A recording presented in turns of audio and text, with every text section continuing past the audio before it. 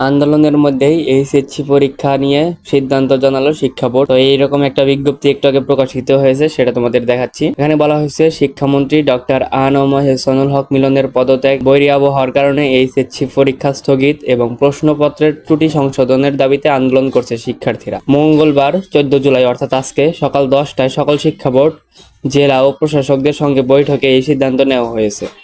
বৈঠকে ভার্চুয়ালি যুক্ত ছিলেন শিক্ষামন্ত্রী নিজেও। আরও বলা হয়েছে, বেলা 1:30টার দিকে অধ্যাপক সৈয়দ আখতারুজ্জামান দ্য ডেইলি ক্যাম্পাসকে বলেন, আপাতত যে ব্যবস্থা আছে, দেশের এই প্রান্ত থেকে ওই প্রান্ত পর্যন্ত সকলের মত নিয়ে পরীক্ষা অব্যাহত রাখার সিদ্ধান্ত হয়েছে। তবে চট্টগ্রামের 4 জেলার পরীক্ষা স্থগিত থাকবে।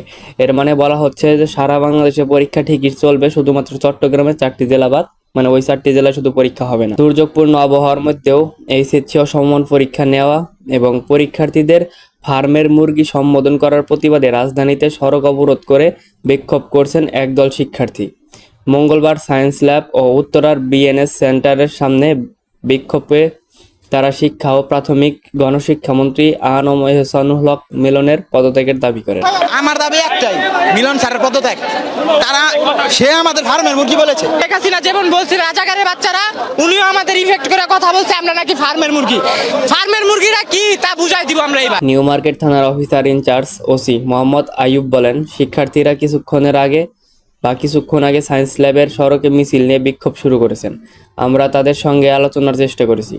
উত্তরা পশ্চিম থানার ডিউটি অফিসার শাহিন আলম বলেন, শিক্ষার্থীরা 12:15টার দিকে উত্তরার ডিএনএস সেন্টারের সামনে বিক্ষোভ শুরু করছেন।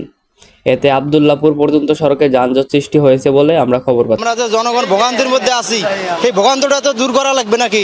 এখন সরকার প্রশাসনিক ভাবে পুলিশকেও জানালো হলো, ওনারা বলতে আমাদের কিছু করা নেই, আপনারা জানতে আমরা কি ছাত্রদের সাথে যুদ্ধ করবো না? মঙ্গলবার অর্থাৎ আজকে সকালে 11:40 দিকে ঢাকা কলেজ সহ রাজধানীর বিভিন্ন কলেজের শিক্ষার্থীরা সায়েন্স ল্যাব মোড়ে ধানমন্ডি থেকে নিউ মার্কেটমুখী সড়ক অবরোধ করেছেন। এই সড়কে যান চলাচল বন্ধ হয়ে যায় এবং আশেপাশে এলাকায় তীব্র যানজটের সৃষ্টি হয়।